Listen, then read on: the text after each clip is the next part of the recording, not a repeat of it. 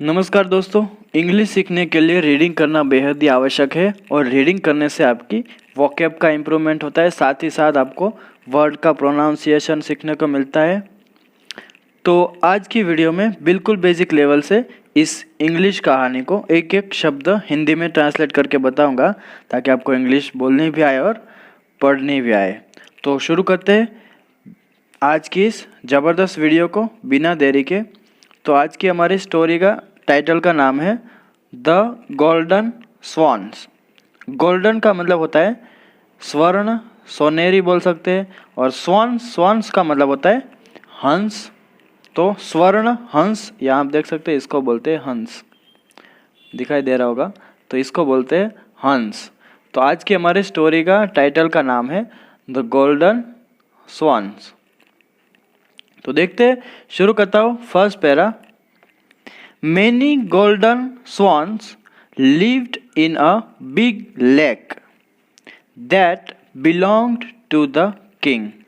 Many golden swans मतलब कि कई या बहुत सारे swans, golden swans, सोनेरी स्वर्ण हंस जो थे, सुनहरे हंस, lived रहते थे in a big lake. lake मतलब झील, पानी का जो झील होता है उसको बोलते हैं लेक। तो एक बड़े लेक में, एक बड़े झील में रहते थे। दैट है वो जो लेक है उसके लिए यूज़ किया गया है। तो वो कैसा था? दैट बिलोंग मतलब दोस्तों उसका कोई मालिक होना या उसका हो, उसका जो हकदार हो, उस झील का जो ऑनर हो, उसको बोलते हैं। तो बिलोंग किससे करता था वो जो झील था? वो टू द किंग, राजा से। तो राजा की एक बड़ी झील में कई सुनहरे हंस रहते थे। These birds would shed beautiful golden feathers. तो ये जो पक्षी थे वो क्या किया करते थे? Would shed beautiful golden feathers मतलब कि ये जो पक्षी थे वो सुंदर, जो उसके सुनहरे पंख थे वो फैलाया करते थे। Feathers मतलब दोस्तों पंख। The king collected them in his treasury. तो राजा ने, द किंग कलेक्टेड देम, राजा ने एकत्र कर लिया था उसको, इन हिज ट्रेजरी। ट्रेजरी मतलब दोस्तों खजाना। तो राजा ने उसके खजाना में इन सब को भी जो है वो एकत्र कर लिया था, क्योंकि उसके पास गोल्डन जो थे वो पंख थे, वो सब गोल्डन स्वान्स थे। वन डे, एक दिन, A big golden bird flew to the lake. तो एक दिन क्या हुआ, एक बड़ा बर्ड जो है वो, एक पक्षी थे, बड़ा सुनहरा पक्षी थे, वो क्या हो गया, उड़कर आया टू द लेक मतलब कि उस झील पर।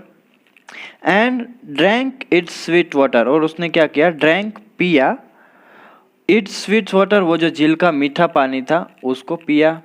ही वॉन्टेड टू स्टे देयर, वह वहाँ रहना चाहता था। सो इसलिए he asked the golden swans, उसने सुनहरे हंसों से पूछा, मे आई स्टे हियर, क्या मैं यहाँ रह सकता हूँ? The golden swans were annoyed, सुनहरे जो हंस थे वो कैसे हो गए? वर एनॉयड मतलब कि नाराज हो गए, नाराज थे, उससे नहीं, उसको अच्छा नहीं लगा वो, उसने ऐसा पूछा। तो एनॉयड का मतलब होता है दोस्तों नाराज हो जाना। दे सेड, उन्होंने कहा, नो नहीं, दिस इज आवर लेक, यह हमारी झील है।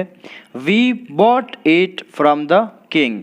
बॉट का मतलब होता है बाय का, ये सेकंड फॉर्म है दोस्तों, खरीद करना, बाय मतलब खरीदना और बॉट मतलब खरीद लिया।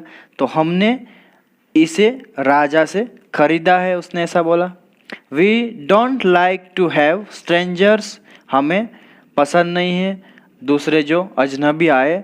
लिविंग विथ अस मतलब कि हमारे साथ दूसरे अजनबी आए और हमारे साथ रहे, वो हमको पसंद नहीं। स्ट्रेंजर्स का मतलब होता है अजनबी लोग। गो अवे राइट नाउ, अभी चले जाओ। The golden bird flew straight to the king, वो जो पक्षी था गोल्डन वो क्या हो गया, फ्लू मतलब कि उड़ा, स्ट्रेट सीधा, टू द किंग राजा के पास गया उड़कर। एंड सेड और कहा, I wish to stay here, मैं यहाँ रहना चाहती थी। But the golden swans refuse, लेकिन वो जो सुनहरे हंस थे उन लोगों ने क्या किया, मना कर दिया। रिफ्यूज का मतलब वो दोस्तों है मना करना, रिफ्यूज मतलब मना करना।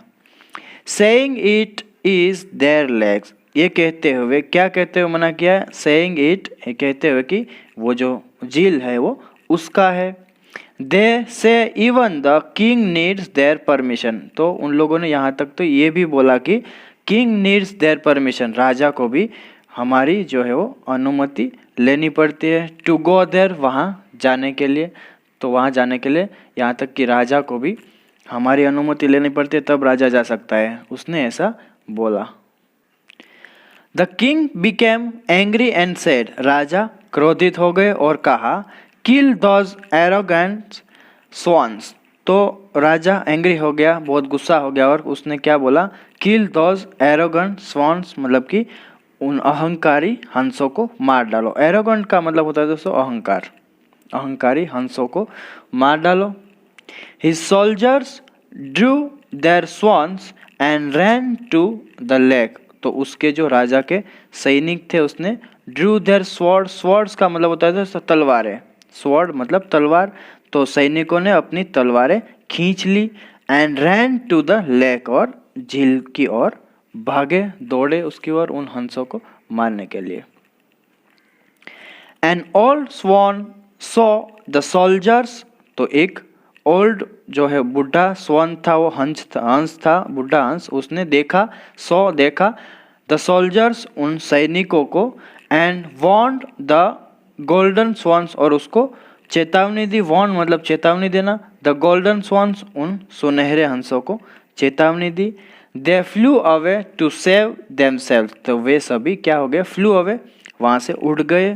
टू सेव देमसेल्फ मतलब कि खुद की जान बचाने के लिए वहाँ से वो लोग उड़ गए। द किंग वॉज सैड, राजा जो थे वो उदास थे, दुखी हो गए। At losing the golden feathers and wept, क्यों दुखी हो गए, क्योंकि उसने लूजिंग द गोल्डन फेदर, उसने जो वो सुनहरे पंख थे, ऐसे जो वो हंस थे उसको खो दिया था। लूज मतलब खोना, तो उसने, राजा ने सुनहरे पंख जो थे वो खोने पर दुखी हुआ और वो क्या करने लगा, वेप्ट, वेप्ट मतलब रोने लगा। वीप मतलब रोना, तो ये सेकंड फॉर्म है wept,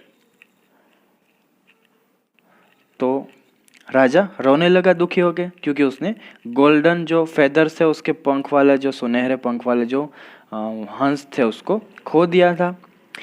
he also told the golden bird to go away, तो उसने क्या किया, also told the golden bird, वो जो सुनहरा पक्षी जो आया था उसके पास, उसको भी क्या बोल दिया, टू गो अवे मतलब कि यहाँ से चले जाओ, दूर चले जाओ। The king lost his golden treasure, तो राजा ने खो दिया था, लॉस्ट मतलब खोना, हिज गोल्डन ट्रेजर अपना जो स्वर्ण खजाना था उसको खो दिया। And the bird stayed homeless, और वो जो बर्ड था, पक्षी था, वो भी क्या हो गया, स्टेड होमलेस मतलब कि बेघर हो गया, तो पक्षी बेघर हो गया और राजा ने अपना स्वर्ण खजाना था वो भी खो दिया। तो दोस्तों इस कहानी से हमको मोरल कुछ मिलता है। मोरल क्या मिलता है देखते हैं। Don't be swayed by what others से, तो स्वेड का मतलब होता है दोस्तों प्रभावित होना, और या इसको बोल सकते हैं कि बहकावे में आ जाना। तो किसी की बात सुन के हम अगर बहकावे में आ जाते हैं या प्रभावित हो जाते हैं तो उसको बोलते हैं स्वेड। तो डोंट बी स्वेड, प्रभावित मत हो जाओ या बहकावे में मत आ जाओ, किसके द्वारा, बाय व्हाट अदर्स से, मतलब कि दूसरे क्या कहते हैं, तो दूसरे क्या कहते हैं उससे प्रभावित न हो, या दूसरे क्या कहते हैं उससे, उसके बहकावे में मत आओ। ऐसा आज का हमारा मोरल है दोस्तों। तो बस दोस्तों आज के लिए इतना ही, मिलते हैं नेक्स्ट स्टोरी में। Till then take care, keep learning, have fun.